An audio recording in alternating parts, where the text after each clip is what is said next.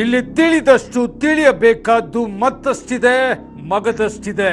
ಆ ಬೆಟ್ಟದಲ್ಲಿನ ಆ ಒಂದು ಗುಹೆಯಲ್ಲಿ ಎದುರಾಗಿರುವಂತಹ ಚಕಿತವು ಆಧುನಿಕ ಲೋಕದಲ್ಲಿ ಕುತೂಹಲವನ್ನ ಉಂಟು ಮಾಡಿದೆ.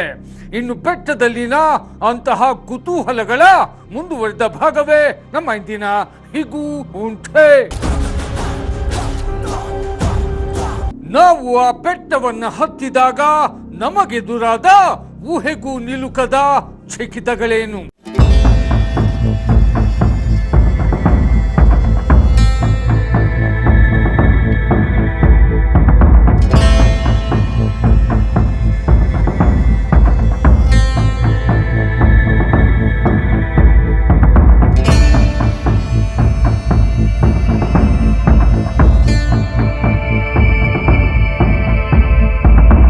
ಅಂದು ಅಗಸ್ತ್ಯ ಮಹಾಮುನಿಗಳು ತಮ್ಮ ಶಿಷ್ಯರೊಂದಿಗೆ ಆ ಒಂದು ತಾಣದತ್ತ ಹೆಜ್ಜೆಗಳನ್ನು ಹಾಕಿದ್ರು.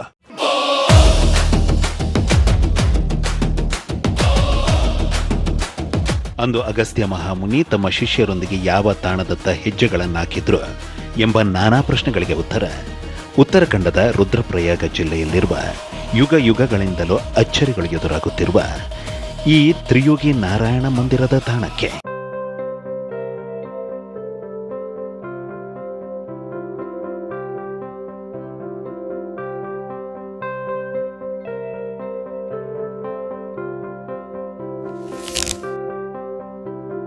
ಹಿಮಾಲಯದ ತಪ್ಪಲಿನಲ್ಲಿರುವ ತ್ರಿಯುಗಿ ನಾರಾಯಣ ಮಂದಿರದ ತಾಣದಲ್ಲಿ ಒಂದು ಅಚ್ಚರಿ ಎದುರಾಗುತ್ತಿದೆ. ಆ ಅಚ್ಚರಿಯ 3 ಯುಗಗಳಿಂದಲೂ ಉರಿಯುತ್ತಿರುವ ಈ ಅಖಂಡ ಧ್ವನಿ.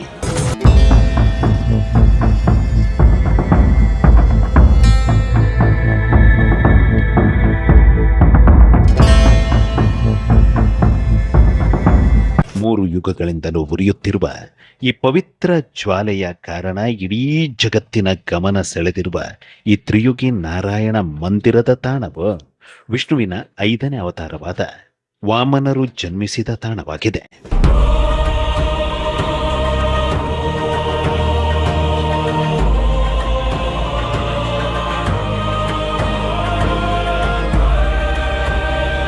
ಈ ತ್ರಿಯುಗಿ ನಾರಾಯಣ ಮಂದಿರ ತಾಣವು ಮತ್ತೊಂದು ಕುತೂಹಲಕಾರಿ ಐತಿಹ್ಯಕ್ಕೆ ಸಾಕ್ಷಿಯಾಗಿದೆ. ಆ ಕುತೂಹಲವೇ ಪಾರ್ವತಿ ಪರಮೇಶ್ವರರು ಮದುವೆಯಾಗಿದ್ದು ಇದೇ ತಾಣದಲ್ಲಿ. ಹರ ಹರ ಮಹಾದೇವ್.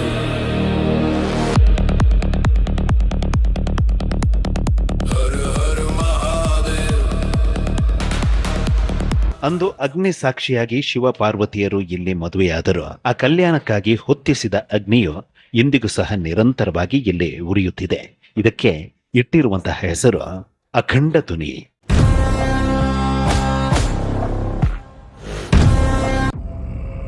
ಇನ್ನು ಅಂದು ಶಿವಪಾರ್ವತಿಯರ ಮದುವೆಯನ್ನ ಋಷಿಮುನಿಗಳು ಇಲ್ಲಿ ನಿಶ್ಚಯಿಸಿದ ನಂತರ ಋಷಿಮುನಿಗಳು, ಗಣಾದಿ ದೇವತೆಗಳು, ಸಾಧು ಸಂತರು ಹಲವಾರು ದಿನಗಳ ಮುಂಚೆಯೇ ಹಿಮಾಲಯದ ತಪ್ಪಲಿನಲ್ಲಿರುವ ಈ ತ್ರಿಯುಗಿ ನಾರಾಯಣ ಮಂದಿರದತ್ತ ಬರಲು ನಿಂತರು.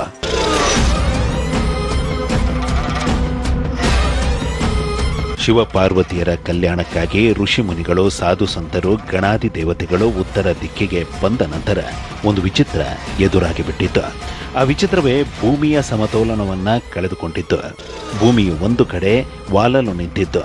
ಪ್ರಕೃತಿ ವಿಕೋಪಗಳು ಸೃಷ್ಟಿಯಾಗಿದ್ದು.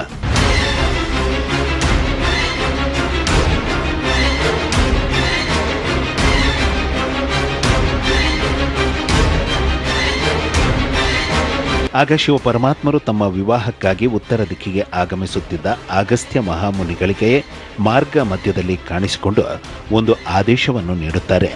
ಆ ಆದೇಶವೇ, ನೀವು ನಿಮ್ಮ ಶಿಷ್ಯರನ್ನ ಕರೆದುಕೊಂಡು ದಕ್ಷಿಣ ದಿಕ್ಕಿಗೆ ಹೋಗಿ, ಆಗ ಭೂಮಿಯು ಮತ್ತೆ ಸಮತೋಲನಕ್ಕೆ ಬರುತ್ತೆಂಬುದು.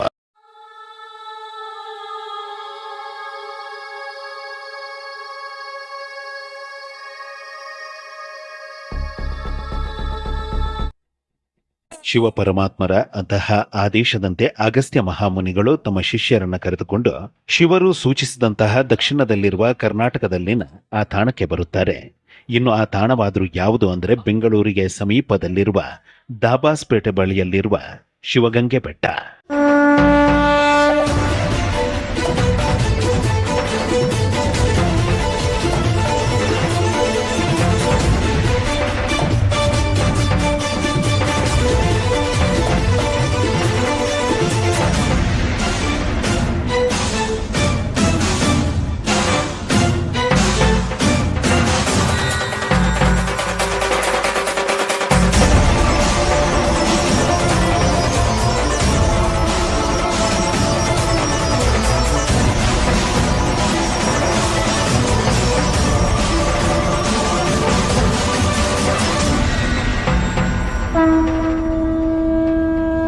ಶಿವಗಂಗೆ ಬೆಟ್ಟದ ಬಗ್ಗೆ ಬಹಳಷ್ಟು ಮಾಹಿತಿಯನ್ನು ಸಂಗ್ರಹಿಸಿರುವ ಅಂತಾರಾಷ್ಟ್ರೀಯ ಜಾನಪದ ಕಲಾವಿದ ಜಾನಪದ ಹಾಡುಗಾರರಾದ ಗೋನಾ ಸ್ವಾಮಿಯವರ ಜೊತೆಯಲ್ಲಿ ನಾವು ಶಿವಗಂಗೆ ಬೆಟ್ಟವನ್ನು ಹತ್ತಿದೆವು.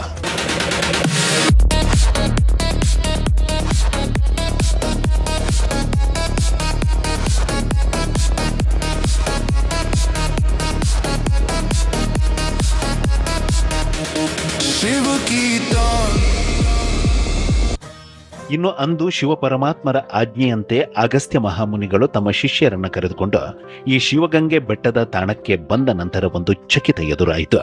ಹಾಗೆ ಎದುರಾದ ಚಕಿತವೇ ಭೂಮಿಯಲ್ಲಿ ಉಂಟಾಗಿದ್ದ ಅಸಮತೋಲನವು ಸಮತೋಲನಕ್ಕೆ ಬಂದಿದ್ದು, ವಿಕೋಪಗಳು ನಿಂತಿದ್ದು.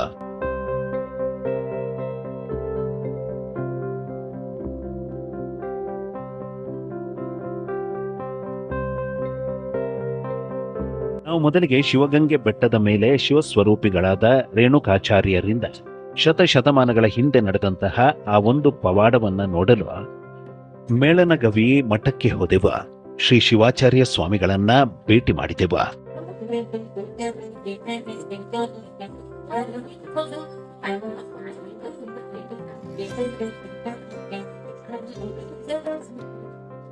ಮೇಳನಗವಿ ಮಠದ ಶ್ರೀ ಶಿವಾಚಾರ್ಯ ಸ್ವಾಮಿಗಳ ಪ್ರಕಾರ ಇಡೀ ಶಿವಗಂಗೆ ಬೆಟ್ಟವು ಒಂದು ನಿರ್ದಿಷ್ಟವಾದ ಕಾರಣಕ್ಕಾಗಿ ಶಿವಪರಮಾತ್ಮರಿಂದ ನಿರ್ಮಾಣವಾದಂತಹ ಬೆಟ್ಟವಾಗಿದೆ. ಹಾಗೆ ಶಿವರಿಂದ ನಿರ್ಮಿತವಾಗಿರುವ ಬೆಟ್ಟವು 4 ದಿಕ್ಕುಗಳಿಂದ 4 ರೀತಿಯಲ್ಲಿ ಕಾಣಿಸುತ್ತೆಂಬುದು.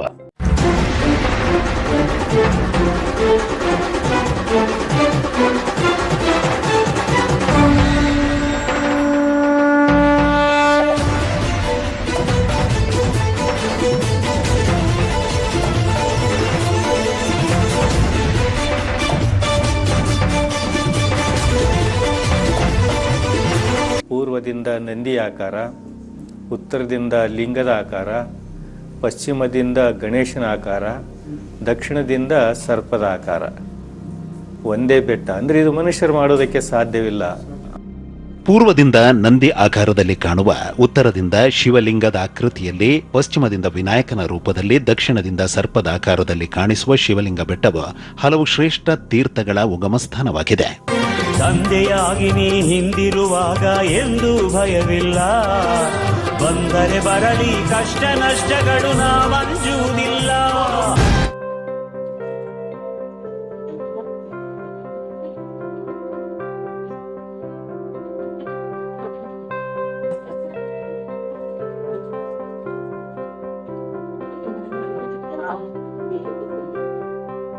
ಶಿವಸ್ವರೂಪಿಗಳಾದ ಜಗದ್ಗುರು ರೇಣುಕಾಚಾರ್ಯರ ಚಮತ್ಕಾರಿ ಶಕ್ತಿಯಿಂದ ಗುಹೆಯೊಳಗೆ ಉದ್ಭವವಾಗಿರುವ ಹೊಳಕಲ್ ತೀರ್ಥ ತಾಣವು ಶತಶತಮಾನಗಳಿಂದಲೂ ಚಕಿತಗಳನ್ನು ಎದುರಾಗಿಸುತ್ತಿರುವ ಚಮತ್ಕಾರಿ ತೀರ್ಥವಾಗಿದೆ.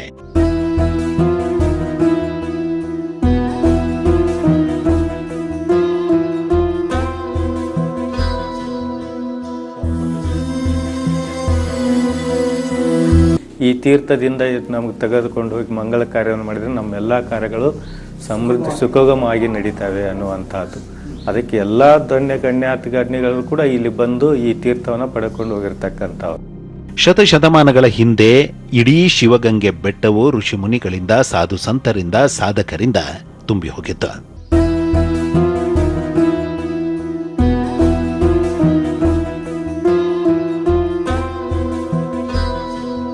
ಇವರೆಲ್ಲರೂ ಯಾವ ಯಾವ ಗುಹೆಗಳಲ್ಲಿ ಸಾಧನೆ ಮಾಡಲು ನಿಂತರೋ ಅಲ್ಲಲ್ಲಿ ಅವರು ತಮ್ಮ ತಪೋಶಕ್ತಿಯಿಂದ ತೀರ್ಥಗಳನ್ನು ಉದ್ಭವಿಸಿದರು. ಹಾಗೆ ಋಷಿಮುನಿಗಳಿಂದ ಶಿವಗಂಗೆ ಬೆಟ್ಟದಲ್ಲಿ ಬಹಳಷ್ಟು ವಿಸ್ಮಯಕಾರಿ ತೀರ್ಥಗಳು ಉದ್ಭವವಾಗಿವೆ. ಕೆಲವು ತೀರ್ಥ ತಾಣಗಳು ಸಾಮಾನ್ಯರು ಹೋಗಬಹುದಾಗಿದೆ, ಆದರೆ ಕೆಲವು ಗೌಪ್ಯವಾಗಿದೆ. ಇಲ್ಲಿ ಏನಂದ್ರೆ ಯಾರ್ಯಾರು ತಪಸ್ಸು ಮಾಡಿದಾರಲ್ಲ, ಹೌದು, ಅವರು ತಮ್ಮ ಕುರುವಿಗಾಗಿ ಒಂದೊಂದು ತೀರ್ಥಗಳನ್ನ ಇಟ್ಟಿದ್ದಾರೆ ಇಲ್ಲಿ. ಇನ್ನು ಕೆಲವೊಂದು ಜನರು ಹೋಗಕ್ಕೆ ಸಾಧ್ಯವಿಲ್ಲ.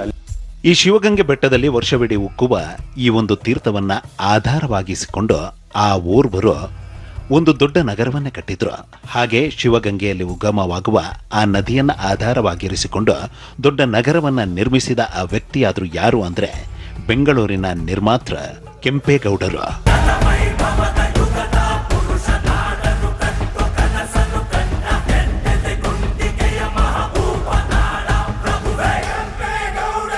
ಇದು ಬೆಂಗಳೂರಿನ ತಿಪ್ಪನಗೊಂಡಹಳ್ಳಿಗೆ ಹರಿಯುವ ಕುಮುದ್ವತಿ ನದಿಯ ಉಗಮ ತಾಣ.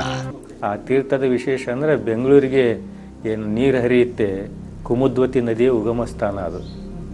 ಬೆಂಗಳೂರು ನಗರವನ್ನು ಕೆಂಪೇಗೌಡರು ಯಾಕೆ ಅಲ್ಲಿ ಕಟ್ಟಿದ್ರು ಅಂತಂದರೆ 2 ನದಿಯ ನೀರಿನ ಜಲ ಸಂಪನ್ಮೂಲನ ಒಂದು ಇದು ಇತ್ತು ಇಲ್ಲಿ, ಮೂಲ ಸೌಲಭ್ಯ.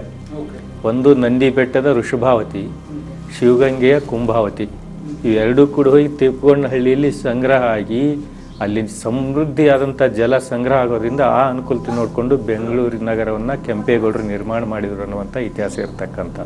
ಇವತ್ತು ವರ್ಷದ 12 ತಿಂಗಳು ಕೂಡ ಆ ಒಂದು ಕ್ಷೇತ್ರದಲ್ಲಿ ನೀರು ಯಾವಾಗಲೂ ಇರುತ್ತೆ, ಅಂಥ ಬೇಸಿಗೆ ಕಾಲದಲ್ಲಿ ಕೂಡ ಇರುತ್ತೆ. ಇನ್ನು ವರ್ಷಕ್ಕೊಮ್ಮೆ ಇಡೀ ಜಗತ್ತೇ ಚಕಿತಗೊಳಿಸುವಂತಹ ಒಂದು ಅಚ್ಚರಿಯು ಈ ಶಿವಗಂಗಾ ಬೆಟ್ಟದಲ್ಲಿ ನಡೆಯುತ್ತೆ. ಅಚಕಿತವಾದ್ರೂ ಏನು ಅನ್ನೋ ಪ್ರಶ್ನೆಗಳಿಗೆ ಉತ್ತರವಿದೆ.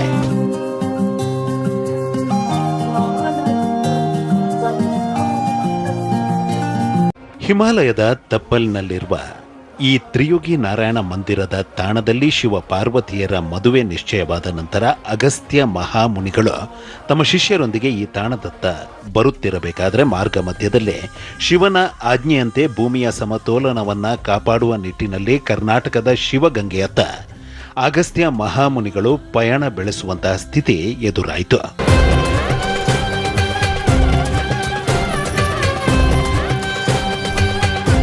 ಅಂತಹ ಸಮಯದಲ್ಲಿ ಅಗಸ್ತ್ಯ ಮಹಾಮುನಿಗಳು ಶಿವ ಪರಮಾತ್ಮರಲ್ಲಿ ತಮ್ಮ ಒಂದು ಇಚ್ಛೆಯನ್ನ ವ್ಯಕ್ತಪಡಿಸಿದ್ರು. ಆ ಇಚ್ಛೆಯೇ ನಾನು ನಿಮ್ಮ ಮದುವೆಯನ್ನ ನೋಡಬೇಕೆಂಬುದು. ಅಂತಹ ಇಚ್ಛೆಯನ್ನ ಆಲಿಸಿದ ಶಿವ ಪರಮಾತ್ಮರು ಅಗಸ್ತ್ಯರಿಗೆ ಒಂದು ಮಾತನ್ನ ಹೇಳಿದ್ರು. ಆ ಮಾತೆ, ನೀವು ಇದೀಗ ಹೋಗುತ್ತಿರುವ ಆ ದಕ್ಷಿಣದ ತಾಣದಲ್ಲಿ ಅಂದರೆ ಶಿವಗಂಗೆಯಲ್ಲಿ ನಿಂತು ಆ ಒಂದು ದಿನ ನನ್ನ ಕಲ್ಯಾಣೋತ್ಸವವನ್ನ ನೋಡುವ ಇಚ್ಛೆಯನ್ನ ನೀವು ವ್ಯಕ್ತಪಡಿಸಿದಲ್ಲಿ ನಿಮಗೆ ನನ್ನ ಕಲ್ಯಾಣೋತ್ಸವ ಕಣ್ಣಿಗೆ ಕಾಣಿಸುತ್ತೆಂಬುದು. ಅಗಸ್ತ್ಯರು ಪ್ರಾರ್ಥನೆಯನ್ನು ಮಾಡ್ತಾರೆ, ಸ್ವಾಮಿ ನೀನು ಸನ್ನಿಧಿಯಾಗಿ ಬಂದು ನಾನು ನಿನ್ನ ವಿವಾಹ ಕಲ್ಯಾಣೋತ್ಸವ ನೋಡಬೇಕು ಅನ್ನೋ ಒಂದು ಅಪೇಕ್ಷೆಯಿಂದ ಇದೆ. ನನಗೆ ಇದು ಆ ಒಂದು ದೃಶ್ಯವನ್ನು ನೋಡೋ ಒಂದು ಯೋಗ್ಯವಿಲ್ವ, ಸೌಭಾಗ್ಯವಿಲ್ವ ಅಂತ ಕೇಳಿದಂಥ ಸಂದರ್ಭದಲ್ಲಿ ಅವರು ಪರಮೇಶ್ವರ ಹೇಳ್ತಾರೆ, ನೀವು ಎಲ್ಲಿ ನಿಂತು ನನ್ನ ಪ್ರಾರ್ಥನೆಯನ್ನು ಮಾಡ್ತೀರೋ ಅವತ್ತು ನನ್ನ ದರ್ಶನ ಅಲ್ಲಿ ಕಾಣುತ್ತೆ ಅಂತ ಹೇಳ್ತಾರೆ.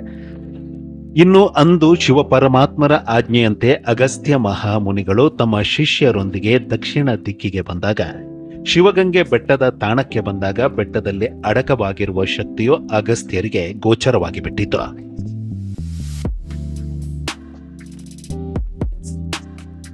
ಪಾರ್ವತಿ ಪರಮೇಶ್ವರರ ಗಂಗಾಮಾತೆಯ ಸಂಪೂರ್ಣ ಶಕ್ತಿಯು ಶಿವಗಂಗೆ ಬೆಟ್ಟದಲ್ಲಿ ಅಡಕವಾಗಿರುವುದನ್ನ ತಮ್ಮ ತಪೋಜ್ಞಾನದಿಂದ ಅರಿತ ಅಗಸ್ತ್ಯ ಮಹಾಮುನಿಗಳು ಬೆಟ್ಟದ ಬುಡದಲ್ಲಿ ನೆಲೆ ನಿಂತರು. ಮತ್ತಷ್ಟು ಶಕ್ತಿಯನ್ನ ಸಂಪಾದಿಸುವಲ್ಲಿ ನಿರತರಾದರು. ಹಾಗೆ ಅವರು ನೆಲೆ ನಿಂತ ಶಿವಗಂಗೆ ಬೆಟ್ಟದ ಬುಡದ ತಾಣವೇ ಇದೀಗ ಶೃಂಗೇರಿ ಶಾರದಾ ಪೀಠದ ಶಾಖಾ ಮಠವಾಗಿರುವ ಈ 108 ಲಿಂಗಗಳ ವಿಸ್ಮಯಕಾರಿ ಮಠ.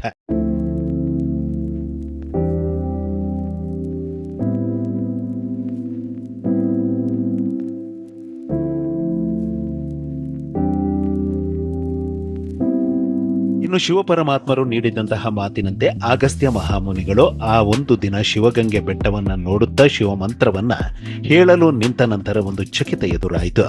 ಹಾಗೆ ಎದುರಾದ ಚಕಿತವೇ ಇಡೀ ಶಿವಗಂಗೆ ಬೆಟ್ಟವು 4 ರೂಪಗಳಲ್ಲಿ ಕಾಣಿಸಿಕೊಂಡಿತ್ತು. ಜೊತೆಗೆ ಶಿವ ಪಾರ್ವತಿಯರ ಕಲ್ಯಾಣೋತ್ಸವವು ಕಾಣಿಸಲು ಆರಂಭಿಸಿತು.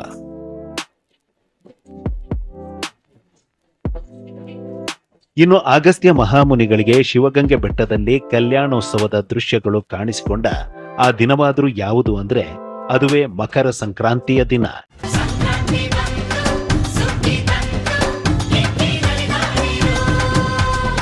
ಮಕರ ಸಂಕ್ರಾಂತಿಯ ದಿನ ಅಗಸ್ತ್ಯ ಮಹಾಮುನಿಗಳಿಗೆ ಶಿವಗಂಗೆ ಬೆಟ್ಟದಲ್ಲಿ ಶಿವ ಪಾರ್ವತಿ ಕಲ್ಯಾಣೋತ್ಸವದ ದೃಶ್ಯಗಳು ಕಾಣಿಸಿಕೊಂಡ ನಂತರ ಅವರು ಖುಷಿಯಿಂದ ಕುಣಿದಾಡಲು ನಿಂತರು. ಅವರು ಖುಷಿಯಿಂದ ಕುಣಿದಾಡುವ ಸಮಯದಲ್ಲಿ ವಿಶೇಷ ತೀರ್ಥವು ತುಂಬಿದ ಅವರ ಕಮಂಡಲವು ವಾಲಿದಾಗ ಅದರಲ್ಲಿನ ತೀರ್ಥವು ನೆಲಕ್ಕೆ ಬಿದ್ದ ತಾಣದಲ್ಲಿ ಒಂದು ಕಲ್ಯಾಣಿ ಸೃಷ್ಟಿಯಾಗಿಬಿಟ್ಟಿತು. ಹಾಗೆ ಸೃಷ್ಟಿಯಾಗಿರುವ ಕಲ್ಯಾಣಿಯೇ ಈ ಅಗಸ್ತ್ಯ ತೀರ್ಥ ಕಲ್ಯಾಣಿ.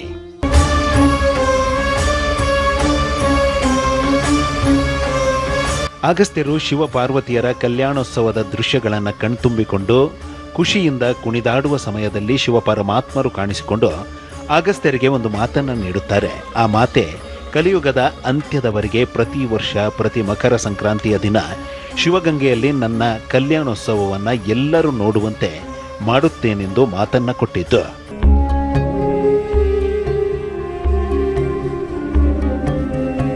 ಶಿವಪರಮಾತ್ಮರು ಅಂದು ಕೊಟ್ಟಂತಹ ಮಾತಿಗೆ ಪೂರಕವೆಂಬಂತೆ ಪ್ರತಿ ವರ್ಷ ಪ್ರತಿ ಮಕರ ಸಂಕ್ರಾಂತಿಯ ದಿನ ಬೆಟ್ಟದ ಮೇಲೆ ಊಹೆಗೂ ನಿಲುಕದ ಒಂದು ಚಕಿತ ಎದುರಾಗುತ್ತಿದೆ.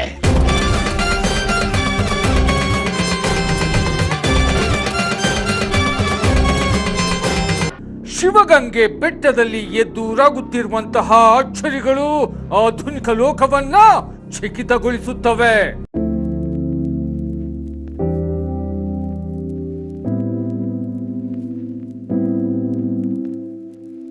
ರಕ್ತ ಬೀಜಾಸುರನನ್ನ ಸಂಹರಿಸಿದ ಕಾಳಿಕಾಮಾತೆಯು ಇಲ್ಲಿ ಹೊನ್ನಾದೇವಿಯಾಗಿ ಉಗ್ರ ಸ್ವರೂಪಿಯಾಗಿ ಗುಹೆಯಲ್ಲಿ ನೆಲೆ ನಿಂತರು.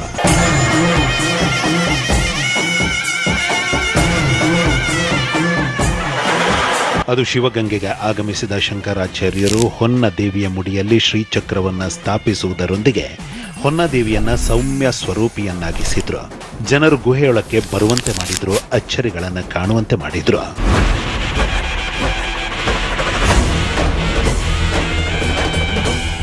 ಶತಶತಮಾನಗಳ ಹಿಂದೆ ಇಡೀ ಶಿವಗಂಗೆ ಬೆಟ್ಟವು ಋಷಿಮುನಿಗಳಿಂದ, ಸಾಧುಗಳಿಂದ, ಸಿದ್ಧರಿಂದ ತುಂಬಿ ಹೋಗಿತ್ತು. ಅಂತಹದ್ದೇ ಸ್ಥಿತಿ ಇಲ್ಲಿ ಮುಂದಿನ ದಿನಗಳಲ್ಲಿ ನಿರ್ಮಾಣವಾಗುತ್ತೆಂಬುದು. ಇದಕ್ಕೆ ಕಾರಣ ಉತ್ತರದಲ್ಲಿ ಎದುರಾಗುವಂತಹ ವಿಕೋಪಗಳು ಎಂಬುದು. ಇನ್ನು ಈ ಬೆಟ್ಟದಲ್ಲಿ ಮತ್ತೊಂದು ಅಚ್ಚರಿ ಎದುರಾಗುತ್ತೆ. ಅಂತಹ ಅಚ್ಚರಿ ಎದುರಾಗೋದು ಎಲ್ಲಿ ಎಂಬ ಪ್ರಶ್ನೆಗಳಿಗೆ ಉತ್ತರ ಇಲ್ಲಿನ ಗವಿಗಂಗಾಧರೇಶ್ವರ ಮಂದಿರದಲ್ಲಿ.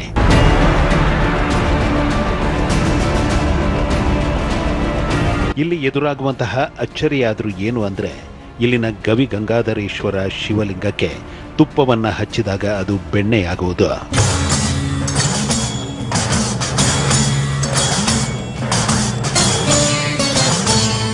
ಇಂತಹ ಅಚ್ಚರಿಗಳು ಶಿವಗಂಗೆ ಬೆಟ್ಟದಲ್ಲಿ ಅಡಿಗಡಿಗೂ ಎದುರಾಗುತ್ತವೆ.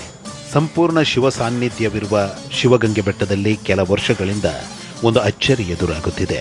ಆ ಅಚ್ಚರಿಯಾದರೂ ಏನು ಅಂದರೆ, ತಿರುವಣ್ಣಾಮಲೈನಲ್ಲಿ ಭಕ್ತರು ಹುಣ್ಣಿಮೆಯ ದಿನ ಗಿರಿ ಪ್ರದಕ್ಷಿಣೆ ಮಾಡುವಂತೆ ಶಿವಗಂಗೆಯಲ್ಲೂ ಗಿರಿ ಪ್ರದಕ್ಷಿಣೆ ಮಾಡುತ್ತಿರುವುದು. ಇದರಿಂದ ಅಚ್ಚರಿಗಳು ಎದುರಾಗುತ್ತಿರುವುದು.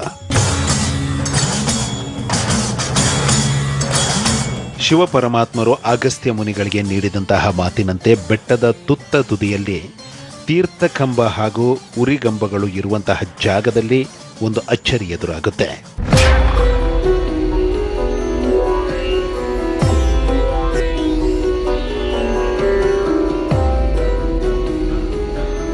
ಸಂಕ್ರಾಂತಿ ಹಬ್ಬದಂದು ಇಲ್ಲಿ ಎದುರಾಗುವ ಚಕಿತವಾದರೂ ಏನು ಅಂದರೆ, ಇಲ್ಲಿನ ತೀರ್ಥ ಕಂಬದ ಕೆಳಭಾಗದಲ್ಲಿನ ಕಲ್ಲಿನ ಮೇಲೆ ತೀರ್ಥವು ಉದ್ಭವವಾಗುವುದು. ಇವು ಈ ಹಿಂದೆ ಆದಂತಹ ತೀರ್ಥೋದ್ಭವ ವಿಡಿಯೋ ದೃಶ್ಯಗಳು.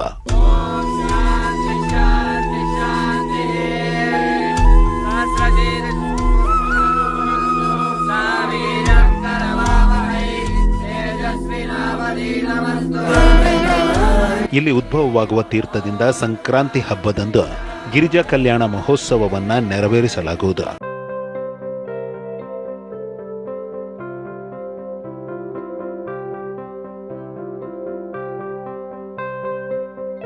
ಇನ್ನು ಇಂತಹ ಕಲ್ಯಾಣದ ಸಮಯದಲ್ಲಿ ಶಿವಪಾರ್ವತಿಯರ ಸಂಪೂರ್ಣ ಸಾನ್ನಿಧ್ಯವು ಇಲ್ಲಿ ಇರುತ್ತೆಂಬ, ಅದು ಸಾಧಕರಿಗೆ ಶುದ್ಧ ಭಕ್ತರಿಗೆ ಕಾಣಿಸುತ್ತೆಂಬ ಮಾತು ಬೆಟ್ಟದಲ್ಲಿ ಸಾಧನೆ ಮಾಡುತ್ತಿರುವ ಜನರದ್ದಾಗಿದೆ. ಇನ್ನು ಈ ಬಾರಿ ತೀರ್ಥೋದ್ಭವ ಯಾವಾಗ ಎನ್ನುವ ಪ್ರಶ್ನೆಗಳಿಗೆ ಉತ್ತರ, ಶಿವಗಂಗೆಯಲ್ಲಿ ಈ ಬಾರಿ ತೀರ್ಥೋದ್ಭವವು 15ನೇ ತಾರೀಕು ಅಂದರೆ ಗುರುವಾರದ ಸಂಕ್ರಾಂತಿ ಎಂದು ಸಂಭವಿಸಲಿದೆ ಎಂಬುದು. ಗುರುವಾರದ ಮಧ್ಯಾಹ್ನ 12:52ಕ್ಕೆ ಸಂಭವಿಸುತ್ತೆಂಬುದು.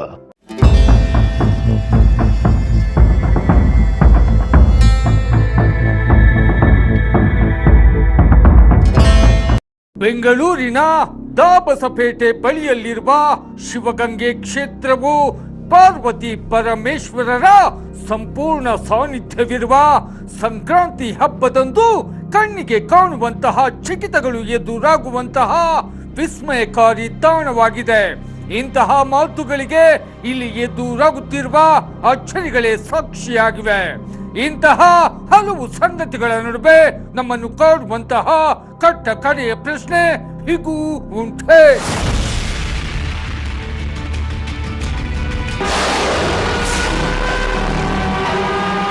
ನಮಸ್ಕಾರ, ಸ್ವಾಗತ.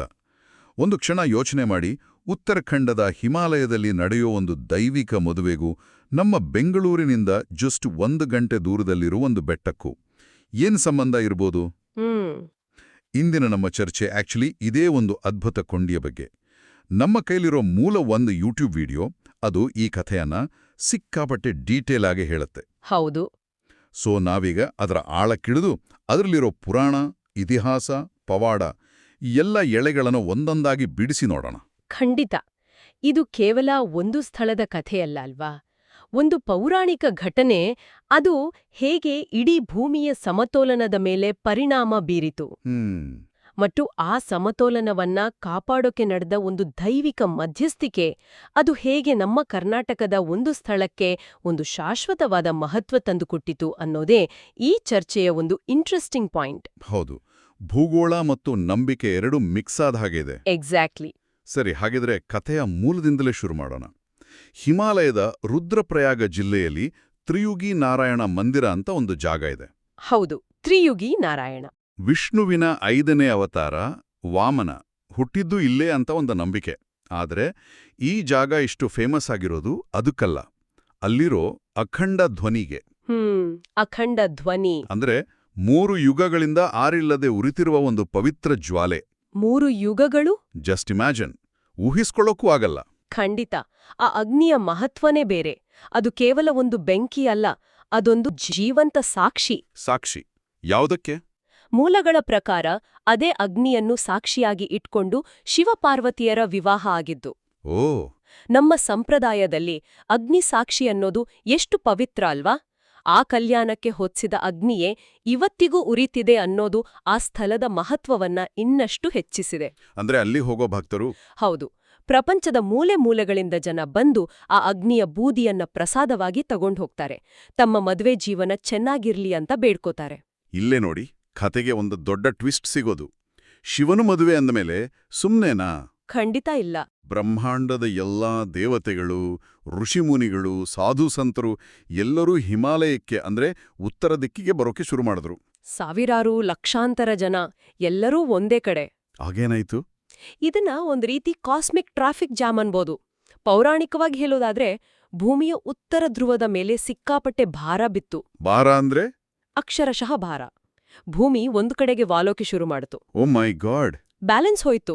ಇದರಿಂದ ಪ್ರವಾಹ, ಭೂಕಂಪ, ಈ ತರಹದ ಪ್ರಾಕೃತಿಕ ವಿಕೋಪಗಳು ಶುರುವಾದವು. ಒಂದ್ ನಿಮಿಷ, ಇಲ್ಲಿ ಭೂಮಿಯ ಸಮತೋಲನ ತಪ್ಪಿತು ಅಂದ್ರೆ ಇದನ್ನ ನಾವು ಲಿಟ್ರಲ್ ಆಗಿ ತಗೋಬೇಕಾ?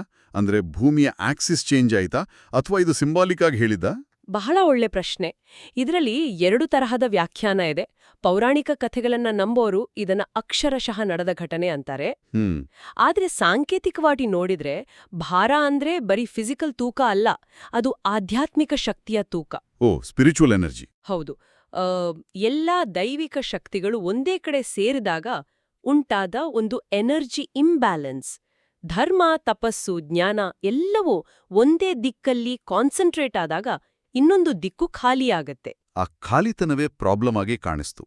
ಎಕ್ಸಾಕ್ಟ್ಲಿ. ಆ ಶೂನ್ಯತೆಯೇ ಪ್ರಕೃತಿ ವಿಕೋಪದ ರೂಪದಲ್ಲಿ ಕಾಣಿಸ್ತು. ಸೊ ಇದನ್ನ ಸರಿ ಮಾಡೋಕೆ ಶಿವ ಒಂದು ನಿರ್ಧಾರ ತಗೋತಾನೆ. ಏನು ಆ ನಿರ್ಧಾರ? ಆಗ್ಲೇ ಉತ್ತರಕ್ಕೆ ಬರ್ತಿದ್ದ ಅಗಸ್ತ್ಯ ಮಹಾಮುನಿಗಳನ್ನ ದಾರಿ ಮಧ್ಯದಲ್ಲೇ ನಿಲ್ಲಿಸ್ತಾನೆ. ಓಕೆ. ನಿಲ್ಸಿ, ನೀವು ಮತ್ತು ನಿಮ್ಮ ಶಿಷ್ಯರು ದಕ್ಷಿಣದ ಕಡೆ ಪ್ರಯಾಣ ಮಾಡಿ, ಅಲ್ಲಿ ನಿಮ್ಮ ತಪೋಶಕ್ತಿಯನ್ನ ಸ್ಥಾಪಿಸಿ ಅಂತ ಆದೇಶ ಕೊಡ್ತಾನೆ. ಆ ಒಂದು ಆದೇಶದಿಂದ ಕಥೆಯ ದಿಕ್ಕೆ ಹಿಮಾಲಯದಿಂದ ಕರ್ನಾಟಕದ ಕಡೆಗೆ ತಿರುಗುತ್ತೆ. ಆದ್ರೆ ಅಗಸ್ತ್ಯರನ್ನ ಯಾಕೆ ಆರಿಸಬೇಕು? ಬೇರೆ ಋಷಿಗಳು ಇರ್ಲಿಲ್ವಾ? ಅವರಲ್ಲೇನೋ ಅಂತ ಸ್ಪೆಷಾಲಿಟಿ? ಉತ್ತಮ ಪ್ರಶ್ನೆ. ಅಗಸ್ತ್ಯರು ಅಂದ್ರೆ ಅವರು ಸಾಮಾನ್ಯ ಋಷಿ ಅಲ್ಲ. ಪುರಾಣಗಳಲ್ಲಿ ಅವರನ್ನ ದಕ್ಷಿಣದ ಪಾಲಕ ಅಂತಾನೆ ಕರೀತಾರೆ. ಹೌದು, ವಿಂಧ್ಯ ಪರ್ವತದ ಕಥೆ ಕೇಳಿದ್ದೀನಿ. ಹೌದು.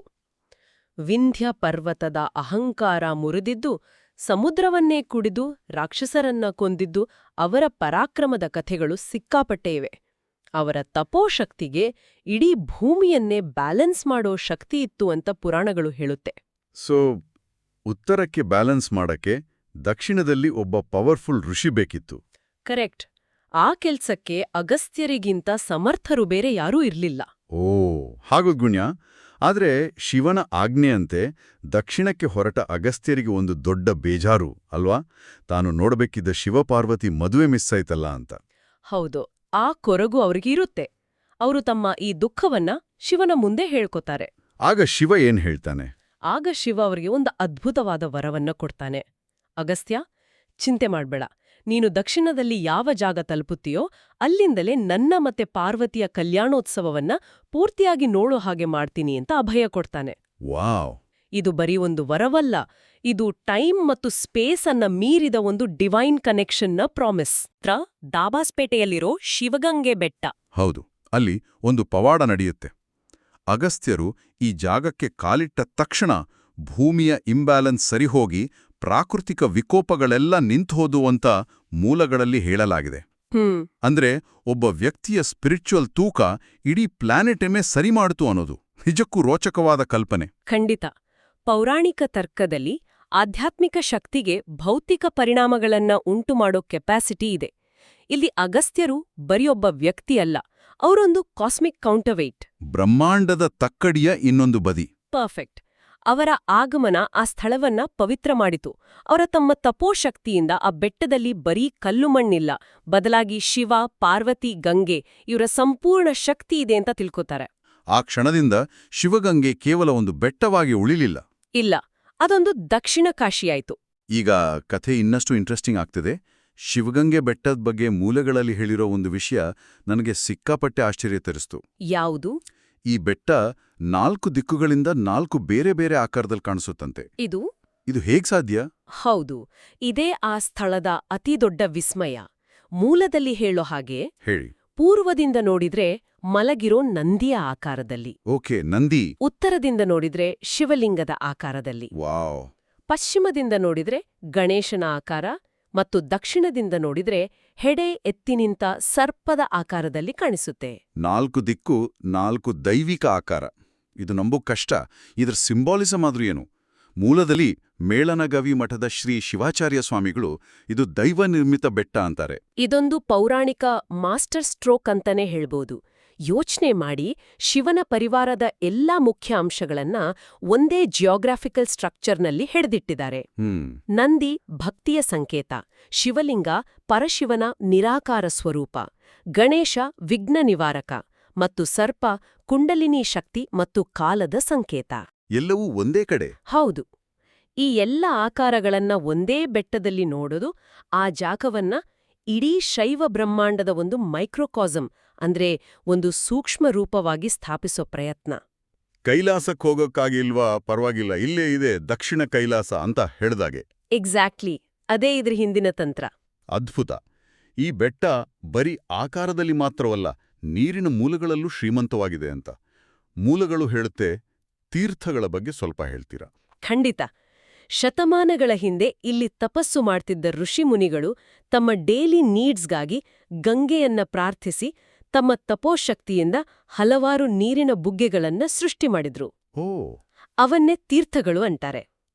ಉದಾಹರಣೆಗೆ ಜಗದ್ಗುರು ರೇಣುಕಾಚಾರ್ಯರು ಸೃಷ್ಟಿ ಮಾಡಿದ ಹೊಳಕಲ್ ತೀರ್ಥ. ಹೊಳಕಲ್ ತೀರ್ಥ. ಹೌದು. ಬೆಟ್ಟದ ಕಡಿದಾದ ಬಂಡೆ ಮಧ್ಯೆ ಒಂದು ಸಣ್ಣ ಗುಹೆಯೊಳಗೆ ಈ ನೀರಿನ ಮೂಲ ಇದೆ. ಕೈ ಹಾಕಿದ್ರೆ ಮಾತ್ರ ನೀರು ಸಿಗುತ್ತೆ. ವಿಚಿತ್ರವಾಗಿದೆ. ಹೌದು. ಆ ನೀರನ್ನ ತಗೊಂಡ್ಹೋಗಿ ಶುಭ ಕಾರ್ಯಗಳಿಗೆ ಬಳಸಿದ್ರೆ ಎಲ್ಲವೂ ಒಳ್ಳೇದಾಗತ್ತೆ ಅನ್ನೋ ನಂಬಿಕೆ ಇವತ್ತಿಗೂ ಇದೆ. ಈ ನೀರಿನ ಮೂಲಗಳಿಗೂ ನಮ್ಮ ಬೆಂಗಳೂರಿನ ಹುಟ್ಟಿಗೂ ಒಂದು ಸಂಬಂಧ ಇದೆ ಅಂತ ಮೂಲದಲ್ಲಿ ಹೇಳಲಾಗಿದೆಯಲ್ಲ, ಅದು ಹೇಗೆ? ಹೌದು. ಇದು ಬಹಳ ಮುಖ್ಯವಾದ ಒಂದು ಹಿಸ್ಟಾರಿಕಲ್ ಕನೆಕ್ಷನ್. ಒಂದು ಮಾಡರ್ನ್ ಸಿಟಿಯ ನಿರ್ಮಾಣಕ್ಕೆ ಒಂದು ಪೌರಾಣಿಕ ಬೆಟ್ಟ ಹೇಗೆ ಕಾರಣವಾಯಿತು ಅಂತ ಇದು ತೋರಿಸುತ್ತೆ. ಕೆಂಪೇಗೌಡ್ರು. ಹೌದು. ಬೆಂಗಳೂರಿನ ನಿರ್ಮಾತೃ ಕೆಂಪೇಗೌಡ್ರು ಒಂದು ನಗರ ಕಟ್ಟೋ ಮೊದಲು ಅವರಿಗೆ ಬೇಕಾಗಿದ್ದು ಒಂದು ಒಳ್ಳೆ ನೀರಿನ ಮೂಲ. ಸರಿ. ಮೂಲದಲ್ಲಿ ಸ್ಪಷ್ಟವಾಗಿ ಹೇಳೋ ಹಾಗೆ ಶಿವಗಂಗೆಯಿಂದ ಕುಮುದ್ವತಿ ನದಿ ಮತ್ತು ನಂದಿ ಬೆಟ್ಟದಿಂದ ವೃಷಭಾವತಿ ನದಿ ಹುಟ್ಟುತ್ತಿದ್ವು. ಕುಮುದ್ವತಿ ಮತ್ತು ವೃಷಭಾವತಿ. ಹೌದು. ಈ ಎರಡೂ ನದಿಗಳು ತಿಪ್ಪಗೊಂಡನಹಳ್ಳಿ ಜಲಾಶಯದಲ್ಲಿ ಸೇರ್ತಿದ್ವು. ಈ ನೀರಿನ ಲಭ್ಯತೆಯೇ ಕೆಂಪೇಗೌಡರಿಗೆ ಬೆಂಗಳೂರು ನಗರವನ್ನ ಇಲ್ಲಿ ಕಟ್ಟೋಕೆ ದೊಡ್ಡ ಇನ್ಸ್ಪಿರೇಷನ್ ಆಯಿತು. ಅಂದ್ರೆ ಪವಿತ್ರ ಬೆಟ್ಟಗಳಿಂದ ಹರಿದು ಬಂದ ನೀರು ಒಂದು ಮಹಾನಗರಕ್ಕೆ ಜೀವಜಲ ಆಯಿತು. ಕರೆಕ್ಟ್. ಇದಿಷ್ಟೇ ಅಲ್ಲ, ಬೆಟ್ಟದಲ್ಲಿ ಇನ್ನೂ ಹಲವಾರು ಪವಾಡಗಳ ಕಥೆಗಳಿವೆ. ಗವಿಗಂಗಾಧರೇಶ್ವರ ಮಂದಿರದಲ್ಲಿ ಶಿವಲಿಂಗಕ್ಕೆ ಹಚ್ಚಿದ ತುಪ್ಪ ಬೆಣ್ಣೆಯಾಗಿ ಬದಲಾಗುತ್ತೆ ಅಂತಾರೆ. ಹೌದು, ಇದು ಸೈಂಟಿಫಿಕ್ ಆಗಿ ನೋಡಿದ್ರೆ ತುಪ್ಪ ಮಾಡೋ ಪ್ರಾಸೆಸ್ನ ಉಲ್ಟಾ ಅಲ್ವಾ? ಖಂಡಿತ. ಇದು ಬಹಳ ಫೇಮಸ್ ಆದ ನಂಬಿಕೆ. ಭಕ್ತರ ದೃಷ್ಟಿಯಲ್ಲಿ ಇದೊಂದು ಪ್ರಶ್ನಾತೀತ ಪವಾಡ. ಶಿವನ ಶಕ್ತಿಯಿಂದ ಮಾತ್ರ ಇದು ಸಾಧ್ಯ ಅಂತಾರೆ. ಆದರೆ ಸೈಂಟಿಫಿಕ್ ಆಗಿ ನೋಡೋರು ಗರ್ಭಗುಡಿಯೊಳಗಿನ ಟೆಂಪ್ರೇಚರ್, ಹ್ಯುಮಿಡಿಟಿ ಅಥವಾ ಅಲ್ಲಿರೋ ಯಾವುದಾದ್ರೂ ಮೈಕ್ರೋ ಆರ್ಗ್ಯಾನಿಸಮ್ಸ್ ಏನಾದ್ರೂ ಕೆಮಿಕಲ್ ರಿಯಾಕ್ಷನ್ ಆಗ್ಬೋದು ಅಂತ ವಾದಿಸಬಹುದು. ಹೌದು. ಆದ್ರೆ ಇಲ್ಲಿ ಮುಖ್ಯವಾಗಿರೋದು ಸೈಂಟಿಫಿಕ್ ಕಾರಣಕ್ಕಿಂತ ಆ ಪವಾಡ ಜನರ ಮನಸ್ಸಲ್ಲಿ ಸೃಷ್ಟಿಸೋ ನಂಬಿಕೆ ಮತ್ತು ಶ್ರದ್ಧೆ. ಆ ನಂಬಿಕೆಯೇ ಆ ಸ್ಥಳದ ಶಕ್ತಿಯನ್ನ ಜೀವಂತವಾಗಿಟ್ಟಿದೆ. ಇನ್ನೊಂದು ಕತೆ ಹೊನ್ನಾದೇವಿ ದೇವಸ್ಥಾನದ್ದು. ಕಾಳಿಕಾ ಮಾತೆಯ ಉಗ್ರ ಸ್ವರೂಪಿಯಾಗಿದ್ದ ದೇವಿಯನ್ನ ಆದಿಶಂಕರಾಚಾರ್ಯರು ಸೌಮ್ಯಳನ್ನಾಗಿ ಮಾಡಿದ್ರು ಅಂತಾರಲ್ಲ? ಹೌದು. ಇದು ಅದ್ವೈತ ತತ್ವದ ಒಂದು ಸುಂದರ ರೂಪಕ. ಉಗ್ರವಾದ, ಕಂಟ್ರೋಲ್ ಇಲ್ಲದ ಶಕ್ತಿಯನ್ನ ಕಾಳಿ ಜ್ಞಾನ ಮತ್ತು ಯಂತ್ರದ ಶ್ರೀಚಕ್ರ ಮೂಲಕ ಹೌದು ಸಂಯಮಗೊಳಿಸಿ ಸೌಮ್ಯವಾದ ಲೋಕಕಲ್ಯಾಣಕಾರಿ ಶಕ್ತಿಯಾಗಿ ಹೊನ್ನಾದೇವಿ ಪರಿವರ್ತಿಸೋದು. ಆದಿಶಂಕರರು ದೇಶದಾದ್ಯಂತ ಇಂತಹ ಅನೇಕ ಉಗ್ರ ದೇವತೆಗಳನ್ನ ಶಾಂತಗೊಳಿಸಿ ಶ್ರೀಚಕ್ರ ಸ್ಥಾಪಿಸಿದ್ರು ಅಂತ ಕಥೆಗಳಿವೆ. ಇದೊಂದು ತಾತ್ವಿಕ ಪರಿವರ್ತನೆಯ ಸಂಕೇತ. ಪರ್ಫೆಕ್ಟ್. ಹಾಗೆ ಭಕ್ತರು ಹುಣ್ಣಿಮೆ ದಿನ ಶಿವಗಂಗೆ ಬೆಟ್ಟಕ್ಕೆ ಗಿರಿಪ್ರದಕ್ಷಿಣೆ ಶುರು ಮಾಡಿದ್ದಾರೆ ಅಂತಲೂ ಮೂಲದಲ್ಲಿ ಹೇಳಲಾಗಿದೆ. ಇದು ಈ ಸ್ಥಳದ ಜೀವಂತಿಕೆಯನ್ನ ತೋರಿಸುತ್ತೆ. ಪುರಾಣಗಳು ಅಂದ್ರೆ ಬರೀ ಹಳೆ, ಮುಗಿದು ಹೋದ ಕಥೆಗಳಲ್ಲ. ಅವು ಕಾಲಕಾಲಕ್ಕೆ ಹೊಸ ಆಚರಣೆಗಳ ಮೂಲಕ, ಹೊಸ ಸಂಪ್ರದಾಯಗಳ ಮೂಲಕ ರೀಬಾರ್ಮನ್ ಆಗ್ತವೆ. ಜನರು ತಮ್ಮ ಕಾಲಕ್ಕೆ ತಕ್ಕ ಹಾಗೆ ತಮ್ಮ ಭಕ್ತಿಯನ್ನ ತೋರಿಸೋಕೆ ಹೊಸ ದಾರಿಗಳನ್ನ ಕಂಡುಕೋತಾರೆ. ಇದು ಈ ಕ್ಷೇತ್ರದ ಮಹತ್ವ ಇವತ್ತಿಗೂ ಹೇಗೆ ಬೆಳೀತಿದೆ ಅನ್ನೋಕೆ ಸಾಕ್ಷಿ. ಸರಿ, ನಾವು ಬೆಟ್ಟದ ವಿಸ್ಮಯಗಳು, ಆಕಾರ, ನೀರು, ಪವಾಡ ಎಲ್ಲ ನೋಡಿದ್ವಿ. ಆದ್ರೆ ಅಗಸ್ತ್ಯರಿಗೆ ಶಿವ ಕೊಟ್ಟಿದ್ದ ಆ ವರದ ಕಥೆ ಏನಾಯ್ತು? ಆಯ್ತು. ಅವರಿಗೆ ಶಿವಪಾರ್ವತಿ ಕಲ್ಯಾಣ ನೋಡಕ್ ಸಾಧ್ಯವಾಯ್ತಾ? ಆಯ್ತು. ಕಥೆಯ ಕ್ಲೈಮ್ಯಾಕ್ಸ್ ಅದೇ. ಮೂಲಗಳ ಪ್ರಕಾರ ಮಕರ ಸಂಕ್ರಾಂತಿಯ ಶುಭ ದಿನದಂದು ಅಗಸ್ತ್ಯ ಮುನಿಗಳು ಶಿವಗಂಗೆ ಬೆಟ್ಟದ ಮೇಲೆ ನಿಂತು ಹಿಮಾಲಯದ ಕಡೆ ನೋಡಿ ಭಕ್ತಿಯಿಂದ ಶಿವನನ್ನ ಪ್ರಾರ್ಥನೆ ಮಾಡಿದ್ರು.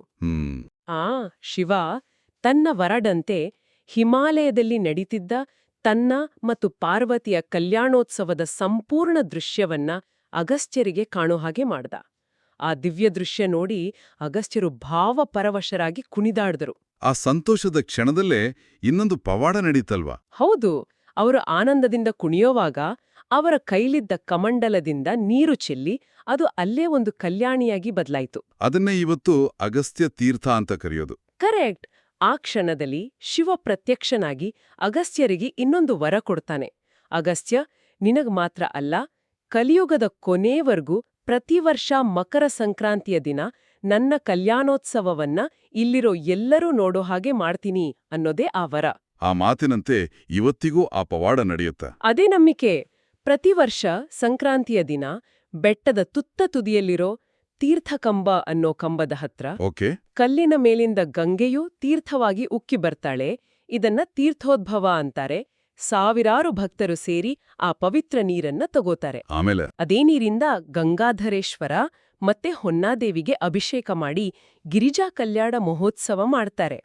ಅಷ್ಟೇ ಅಲ್ಲ, ಅಚಲವಾದ ಭಕ್ತಿ ಇರೋ ಶುದ್ಧ ಮನಸ್ಸಿನ ಭಕ್ತರಿಗೆ ಇವತ್ತಿಗೂ ಆ ಸಮಯದಲ್ಲಿ ಆ ದೈವಿಕ ವಿವಾಹ ಕಾಣಿಸುತ್ತೆ ಅನ್ನೋ ನಂಬಿಕೆ ಬಲವಾಗಿ ಬೇರೂರಿದೆ. ಹಾಗಾದ್ರೆ ಹಿಮಾಲಯದ ಒಂದು ಘಟನೆಗೂ, ಬೆಂಗಳೂರು ಹತ್ರದ ಒಂದು ಬೆಟ್ಟಕ್ಕೂ ಮತ್ತು ಬೆಂಗಳೂರು ನಗರದ ಹುಟ್ಟಿಗೂ ಇರೋ ಈ ಅದ್ಭುತ ಕೊಂಡಿಯನ್ನ ನಾವು ನೋಡಿದ್ವಿ. ಪುರಾಣ, ಪವಾಡ, ಇತಿಹಾಸ ಎಲ್ಲ ಹೇಗೆ ಒಂದಕ್ಕೊಂದು ಹೆಣೆದುಕೊಂಡಿವೆ ಅನ್ನೋತಿ ಶಿವಗಂಗೆ ಒಂದು ಬೆಸ್ಟ್ ಎಕ್ಸಾಂಪಲ್. ಖಂಡಿತ. ಇದು ನಮ್ಮನ್ನ ಒಂದು ಆಳವಾದ ಯೋಚನೆಗೂ ಹಚ್ಚುತ್ತೆ. ಮೂಲದಲ್ಲಿ ಒಂದು ಭವಿಷ್ಯವಾಣಿಯನ್ನು ಹೇಳಲಾಗಿದೆ. ಹೌದಾ? ಅದೇನು? ಭವಿಷ್ಯದಲ್ಲಿ ಉತ್ತರದಲ್ಲಿ ಪ್ರಕೃತಿ ವಿಕೋಪಗಳು ಜಾಸ್ತಿಯಾದಾಗ ಅಲ್ಲಿನ ಋಷಿಮುನಿಗಳು ಮತ್ತೆ ಶಿವಗಂಗೆಯಂತಹ ದಕ್ಷಿಣದ ಕ್ಷೇತ್ರಗಳಿಗೆ ವಾಪಸ್ ಬರ್ತಾರೆ ಅಂತ.